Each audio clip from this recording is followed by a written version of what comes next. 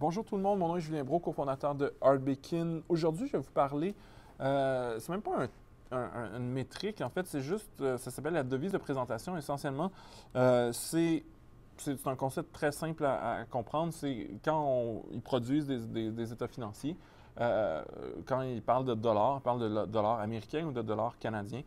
Et étonnamment, ce n'est pas toutes les entreprises canadiennes qui font leur comptabilité en dollars canadiens. C'est pas basé sur le lieu ni sur la bourse. Donc, on pourrait avoir des compagnies cotées au TSX qui feraient qui seraient essentiellement, en fait, et puis il y a des entreprises cotées à la bourse de Toronto qui ne sont pas basées au Canada. Tout ça, en général, on se dit, ah, ben là, c'est une bourse américaine, ça doit être en USD, puis ça doit être une compagnie américaine, mais c'est plus compliqué que ça. C'est trois informations différentes. À quelle bourse on est inscrit, dans quelle devise on fait notre comptabilité, puis où est-ce qu'on est situé géographiquement. Le cas de figure simple, c'est on est au Canada, on est coté à la Bourse de Toronto, puis on fait notre comptabilité en dollars canadiens. C'est pas toujours le cas. Par exemple, je vais prendre un exemple. Shopify, une belle compagnie technologique basée à Ottawa.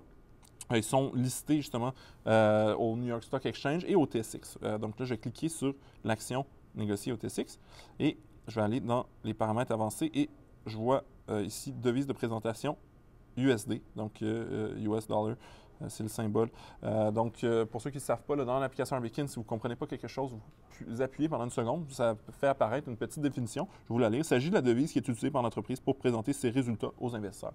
Donc, très simple. Et essentiellement, mais pourquoi une entreprise utiliserait comme canadienne, comme Shopify utiliserait une autre devise, c'est qu'une partie importante de ses revenus sont dans des devises autres que l'argent canadien. Ensuite, dans le cas de Shopify, je pense que la majorité de ses employés sont au Canada, donc l'entreprise doit les payer en dollars canadiens, mais au niveau de ses revenus, on a beaucoup de revenus en USD, probablement en d'autres devises également, et ce qui fait en sorte que ça a plus de sens pour eux. Du moins, ça doit être leur CFO à déterminer ça, de faire leur comptabilité en dollars US. La raison pour laquelle je voulais attirer votre attention là-dessus, c'est que souvent au Canada, et j'en ai fait l'expérience de première main quand j'étais journaliste économique, les gens disent « Ah, on a fait une ronde de 50 millions ». Et souvent, les gens, on parle de millions de dollars et on ne parle pas d'une ronde en millions de dollars US, canadiens. Et moi, au journal des affaires, on posait toujours la question, on indiquait c'était quoi la devise, parce que ça fait des différences et des fois, il y a des journaux qui vont juste assumer que c'est du canadien, mais non, c'est du USD. Et là, on a des chiffres différents dans des journaux différents parce qu'il y a des journalistes qui n'ont pas fait leur job. Donc, ce n'est pas une question de journalisme, mais c'est une question de si vous voyez une entreprise, elle a fait 1 milliard de chiffre d'affaires, l'autre a fait 900 millions de chiffre d'affaires. Laquelle fait plus de chiffre d'affaires? Si celle qui est à 900 millions de chiffre d'affaires le fait en USD, l'autre en dollars canadiens, peut-être que celle qui a 900 millions de chiffre d'affaires, étant donné le taux de change, fait un plus gros chiffre d'affaires. Donc, soyez toujours, allez toujours voir quand vous regardez des chiffres par rapport à une entreprise. Est-ce qu'on parle de USD? Est-ce qu'on parle de canadien? Est-ce qu'on parle de yen, de livres sterling? En général, en Amérique du Nord, c'est plus Canada-USD, surtout que c'est le même nom, donc c'est des dollars et ça se ressemble. Donc, toujours faire attention à ça et c'est toujours indiqué dans les paramètres, dans la section avancée, donc nombre d'employés. Je vais regarder quelques autres entreprises.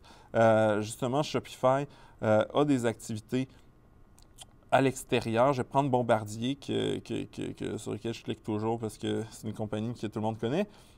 Et eux aussi ont des activités internationales et eux aussi ont pour devise de présentation le USD. C'est très international. Là, on va essayer de prendre une entreprise qui est essentiellement circonscrite au Canada, donc qui paye ses employés en canadien et qui fait ses revenus en canadien.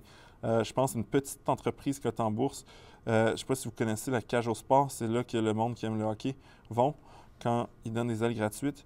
Le groupe là, qui possède la cage au sport et d'autres marques comme, je pense, Moïse puis l'Avenue, c'est Sports Scene Group. Donc, eux, techniquement, ça n'aurait pas beaucoup de sens s'ils faisaient leur comptabilité en dollars US. Et effectivement, devise de présentation, CAD, donc Canadian Dollar.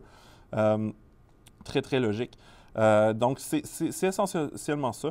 Il n'y a pas grand-chose, c'est pas ni négatif ni positif. C'est souvent un indicateur que l'entreprise a des activités à l'extérieur du Canada. Mais surtout quand vous comparez des chiffres, assurez-vous de comparer des pommes avec des pommes et des oranges avec des oranges. Donc, regardez toujours c'est quoi la devise des états financiers que vous lisez. Sur ça, je vous invite à télécharger Arbekin sur Google Play si vous avez la malchance d'avoir un téléphone Android. Écrivez-moi pas de courriel d'insulte, s'il vous plaît. Ou sinon, sur l'App Store si vous avez un iPhone. Une application mobile qui se connecte à tous vos comptes d'investissement, analyse votre portefeuille et vous aide à prendre des meilleures décisions d'investissement. Donc, une super application. Si vous voulez investir à moindre frais, je vous invite à aller sur le centre d'offres de Arbekin. C'est disponible au arbekin.ca/offre au pluriel. Et on a plusieurs offres qui vont vous permettre d'investir à moindre frais. Présentement, on a une super méga offre super intéressante avec Banque nationale, courtage direct. Ça vient avec 20 transactions gratuites, congé de frais de gestion pendant un an. Et un abonnement de 3 mois à l'application Arbekin.